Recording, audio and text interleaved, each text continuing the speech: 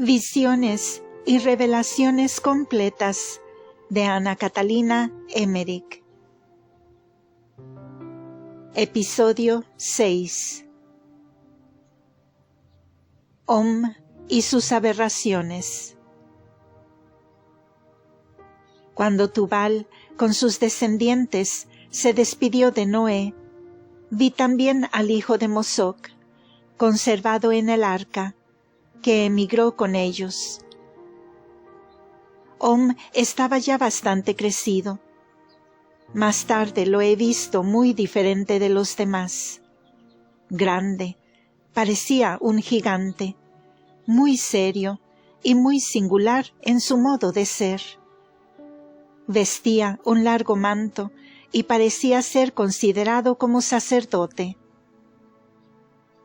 Se apartaba generalmente de los demás y muchas noches las pasaba solitario en las rocas y en las cavernas de las montañas. Sobre la cumbre de las montañas observaba los astros y ejercía la magia. Y por arte diabólico tenía visiones, que él luego ordenaba, escribía y enseñaba, enturbiando así las puras enseñanzas que habían recibido de Noé.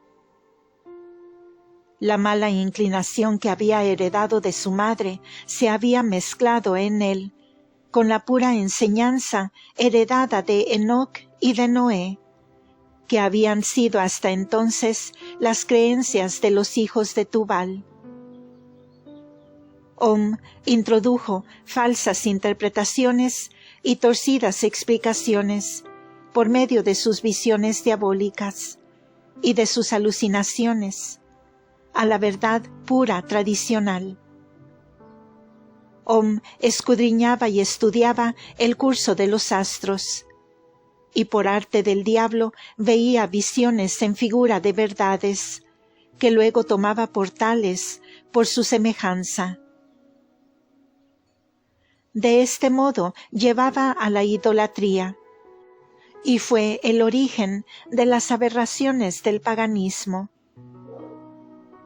Tubal era un hombre bueno.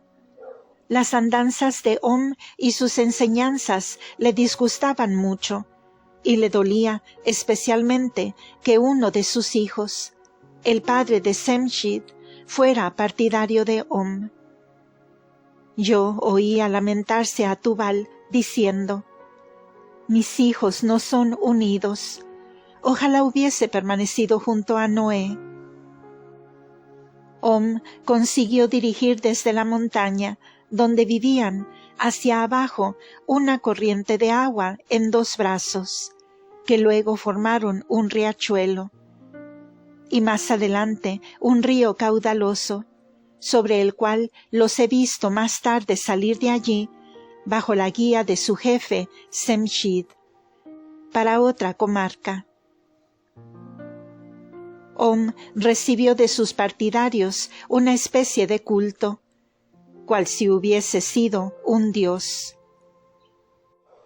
Entre otros errores, enseñó que Dios está en el fuego.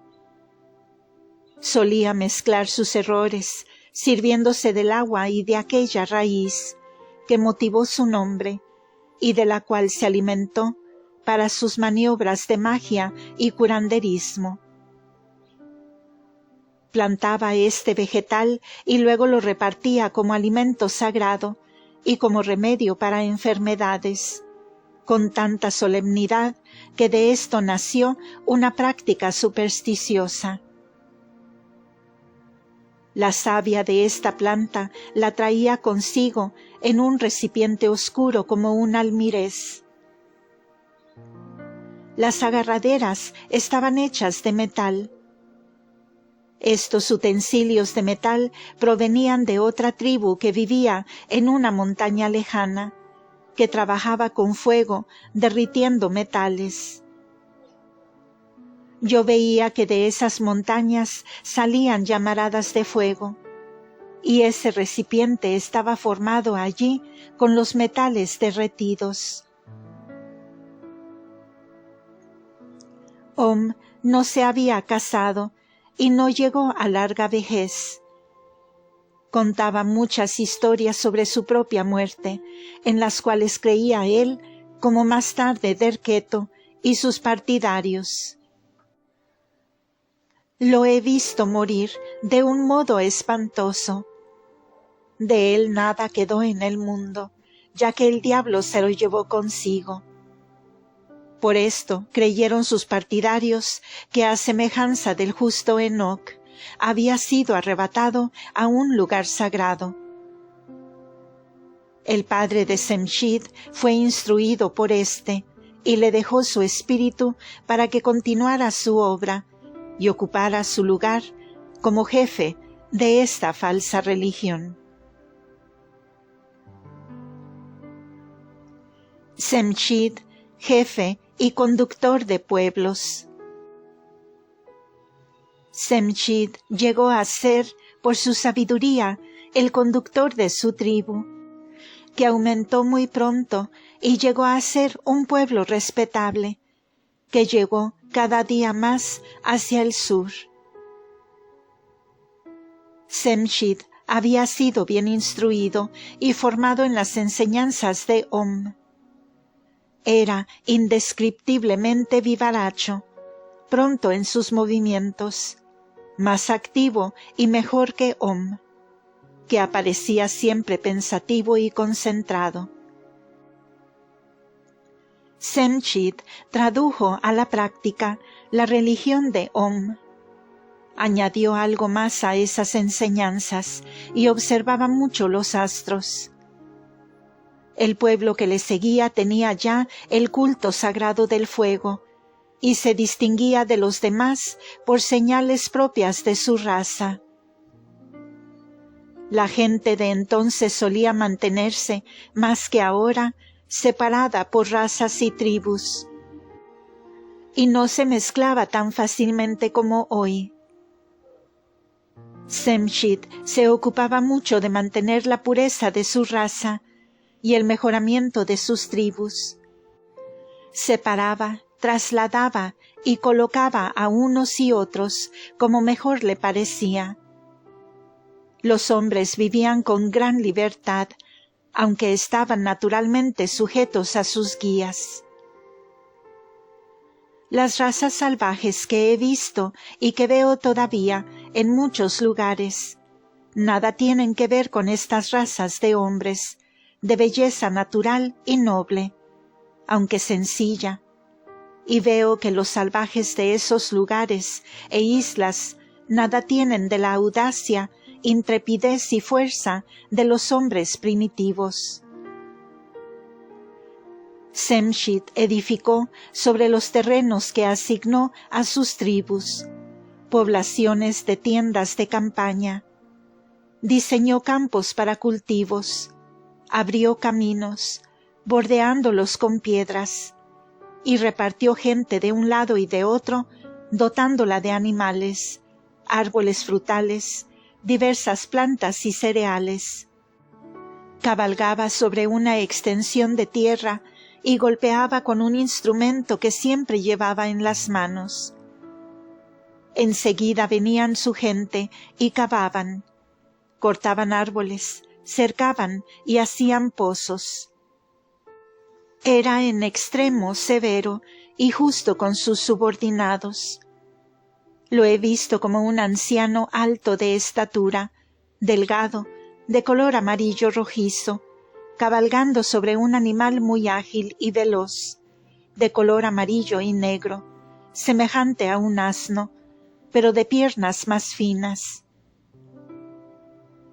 Lo he visto sobre este animal alrededor de un trozo de campo, como hace entre nosotros la gente pobre, que rodea una maleza que ha de cultivar para sí. En ciertos puntos se detenía y golpeaba con un instrumento de punta, o plantaba una estaca en el suelo. Allí se detenían sus hombres y colonizaban. Este instrumento, que más tarde se llamó la dorada reja del arado de Semshid, tenía la forma de una cruz latina, de un codo de largo, con una cuchilla que sacada de su vaina formaba con el asta un ángulo recto. Con este instrumento hacía un hoyo en la tierra. La figura de este instrumento la traía dibujada en su vestido, en el lugar de los bolsillos. Me recordó a la señal que llevaban siempre José y Asenet en el Egipto, y con la cual José medía y distribuía las tierras. Solo que éste adoptaba mejor la forma de cruz, y tenía arriba un anillo en donde podía ser encerrado. Semshid llevaba un manto que caía en pliegues de delante hacia atrás. Desde la cintura hasta las rodillas colgaban 2 retazos de cuero, 2 por delante y 2 por detrás, que a los lados estaban sujetos debajo de las rodillas. Tenía los pies envueltos con cueros y correas. En el pecho llevaba un escudo de oro. Tenía varios de estos escudos, que cambiaba según las festividades y diversas ocasiones de ritos. Llevaba una corona de oro con puntas que remataba por delante en un cuerno sobresaliente, donde flameaba una especie de banderín. Semshid hablaba mucho de Enoc. Sabía que no había muerto, sino arrebatado de este mundo. Enseñaba que Enoc había transmitido a Noé toda buena enseñanza de verdad. Lo llamaba padre y heredero de todo lo bueno.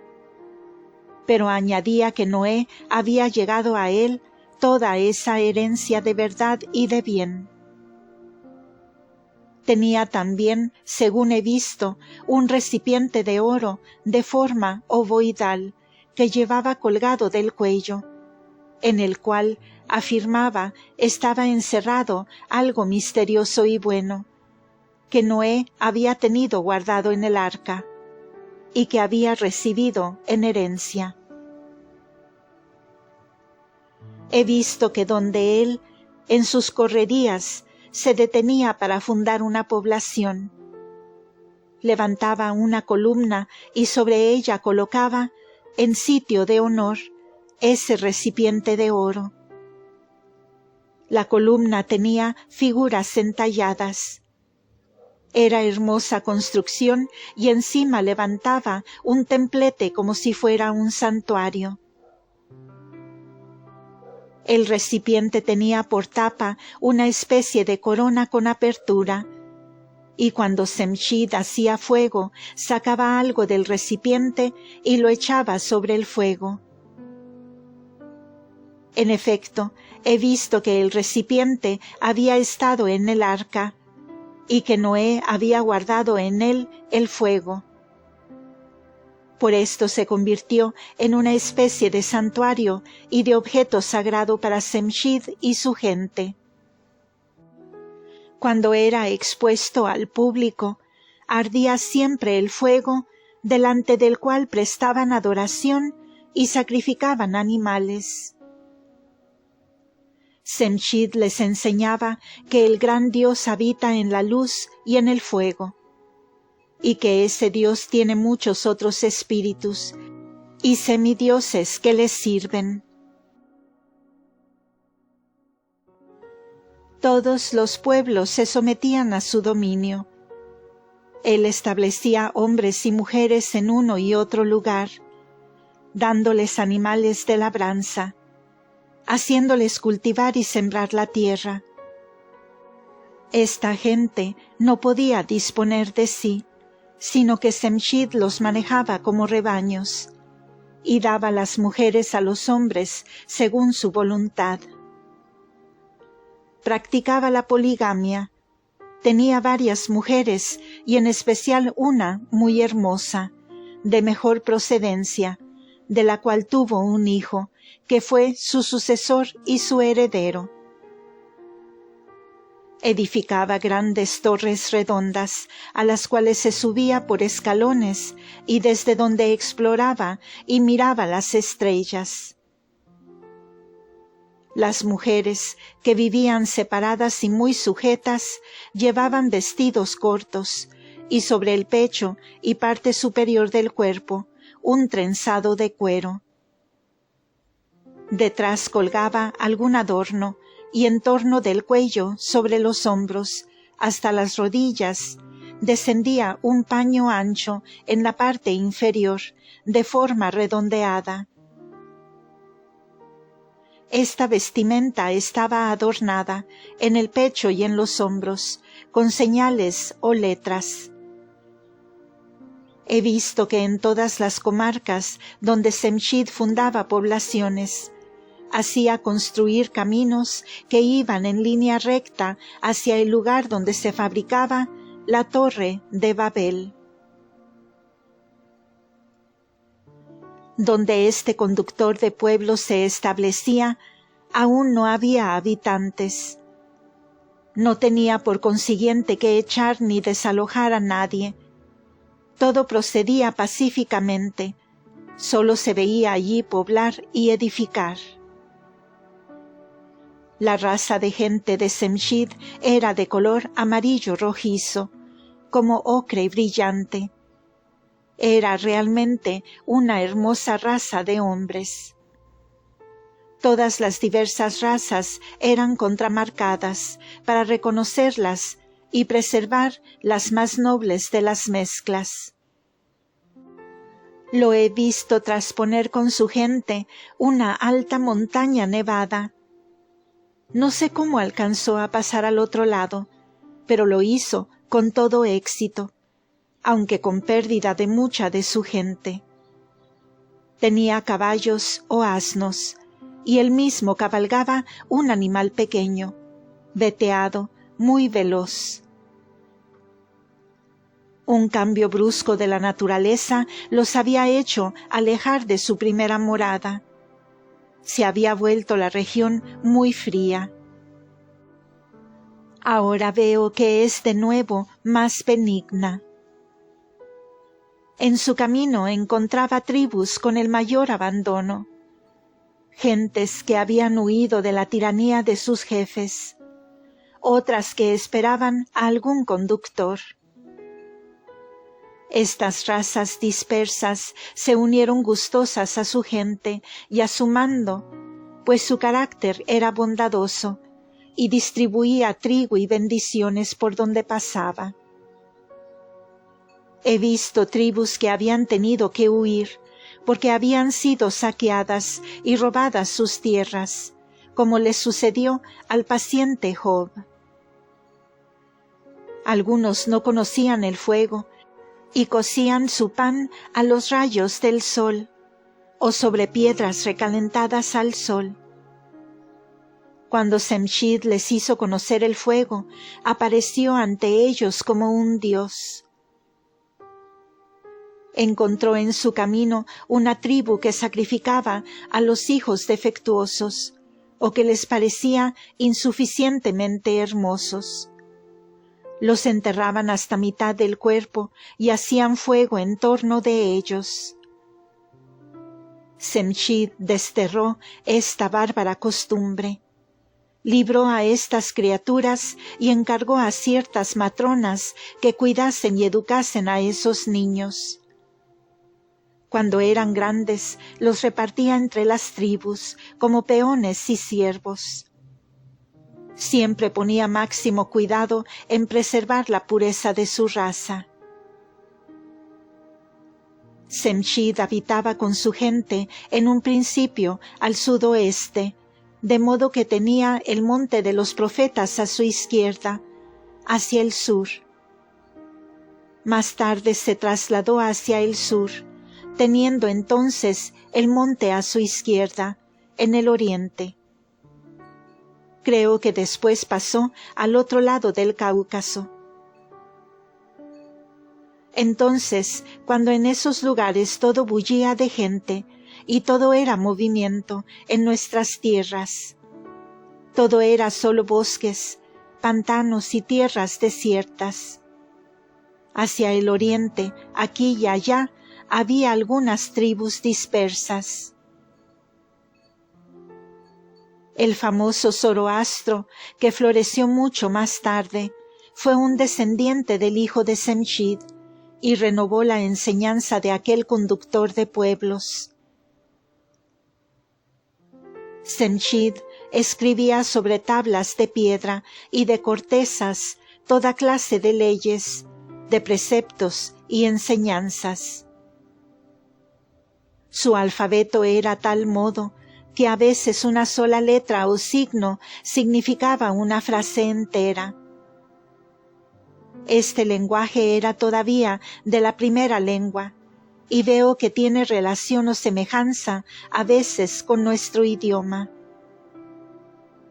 Semshid vivió hasta los tiempos de Derketo y de su hija, que fue la madre de la famosa Semiramis. Semshid no alcanzó hasta los tiempos de Babel, pero sus correrías se dirigieron en esa dirección. Ocasión en que vio la vidente la historia de Om y Semshid.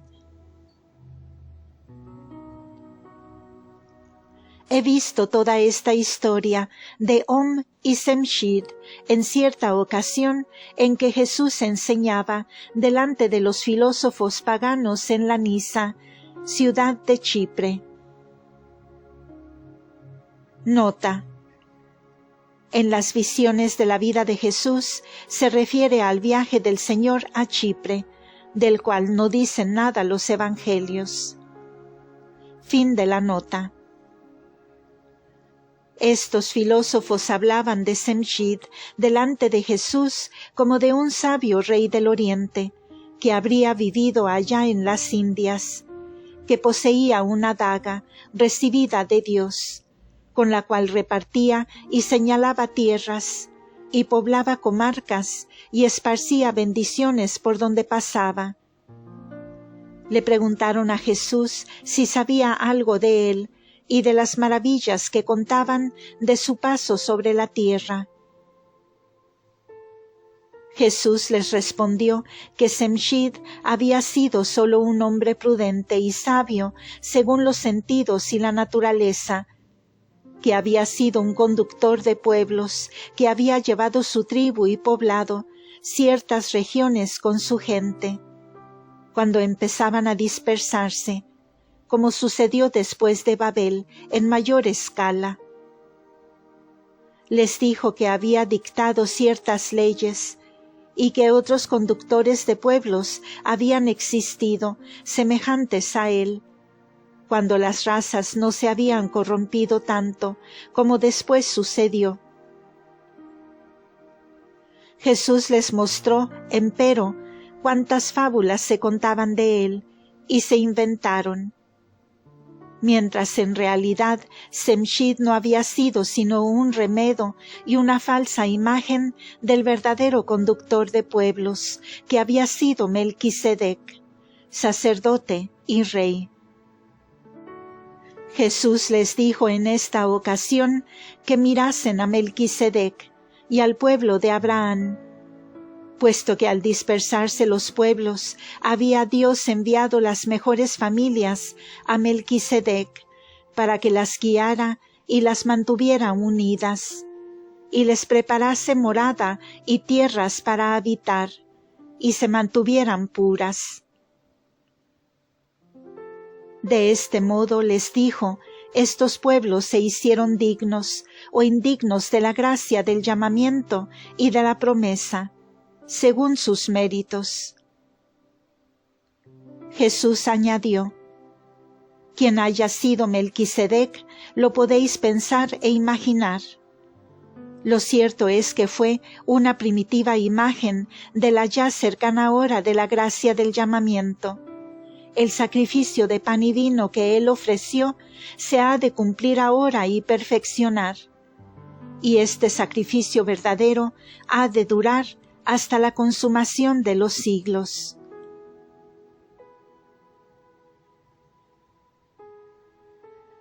La Torre de Babel. La construcción de la Torre de Babel fue la obra de la soberbia y del orgullo. Los iniciadores quisieron hacer una obra según su idea de resistir a la providencia y voluntad de Dios. Cuando los descendientes de Noé se multiplicaron en gran manera, los más entendidos y presuntuosos de ellos se reunieron y determinaron hacer una obra tan grande y tan extraordinariamente fuerte que fuera la admiración de todos los tiempos. Y así todos los venideros hablasen de ellos como de los más atrevidos y más poderosos hombres del mundo. De ninguna manera pensaron en dar la gloria de todo a Dios. Solo pensaron en glorificarse a sí mismos. De no haber habido este olvido de Dios, el Señor les hubiera permitido terminar su obra. Esto se me dio a entender claramente. Los descendientes de Sem no tomaron parte en esta construcción. Ellos vivían en lugares llanos, donde crecían palmas y otros árboles gentiles, que les daban frutos. No obstante, tuvieron ellos también que contribuir a la edificación de la torre, puesto que no estaban tan distantes del lugar de la construcción. Solamente los descendientes de Cam y de Jafet se ocuparon de esta edificación, y llamaban a los semitas un pueblo de menguados y de tontos, porque se negaban a unirse con ellos. Los semitas no eran tampoco tan numerosos como los de Cam y de Jafet. Entre los semitas formaban una raza más preservada, los descendientes de Eber y luego de Abraham. Sobre Eber, que no tomó parte en la construcción de Babel, puso sus ojos Dios para separarlo a él y a su descendencia de la común corrupción del mundo y hacerse de esta raza un pueblo más santo. Por este motivo Dios dio a este pueblo un idioma santo que no tuvo otro pueblo, para que se mantuviera separado de los demás. Este idioma es la pura lengua hebrea o caldea, la lengua madre que hablaron Adán, Noé y Sem fue otra, y de ella no queda sino algo en cada una de las lenguas diversas existentes. Las primeras puras hijas de esta lengua primitiva son los idiomas de los bactrios, el Send y la sagrada lengua de los indos. De estas lenguas hay aún palabras como el bajo alemán de mi pueblo nativo. En este mismo idioma está escrito el libro que yo veo aún existente en el actual Ctesifonte, en el Tigris. Eber vivió en los tiempos de Semíramis. Su abuelo, Arfaxad, fue el hijo de elección del patriarca Sem, lleno de inteligencia y buen juicio. Desgraciadamente se derivaron muchos errores más tarde de sus enseñanzas y culto idolátrico, y aún muchas artes de magia. Los magos traen su origen de estos errores. Fin de este episodio. Continuará.